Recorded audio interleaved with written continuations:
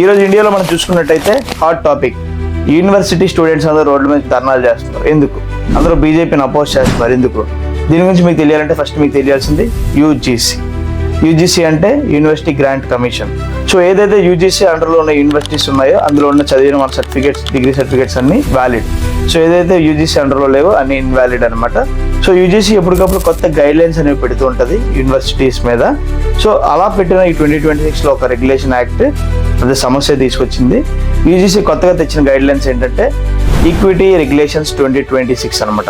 ఇదేంటి అంటే ఒక కమిటీ ఉంటుంది. ఆ కమిటీలో SC, ST, OBC category people ఎవరైతే ఉన్నారో స్టూడెంట్స్, వాళ్ళైతే ఎవరైతే వీళ్ళు హెరాస్ చేస్తున్నారో క్యాస్ట్ పరంగా కానీ, రిలీజియన్ పరంగా కానీ, రీజియన్ పరంగా కానీ వాళ్ళు హెరాస్ చేసి వాళ్ళని ఏమైనా చేస్తుంటే వాళ్ళు ఈ కమిటీలో ఈ ఈక్విటీ రెగ్యులేషన్స్ యాక్ట్లో వాళ్ళైతే కంప్లైంట్ చేసి వాళ్ళ మీద కేసెస్ అయితే ఫైల్ చేసుకోవచ్చు. సో ఇదంతా ఒక పక్క బాగానే జరుగుతుంది. కానీ ఒక పక్క ఏదైతే general category and higher categories ఉన్నాయో వాళ్ళైతే దీన్ని అపోజ్ చేశారు. ఎందుకంటే దీన్ని మిస్యూజ్ చేసే అవకాశం ఉంది.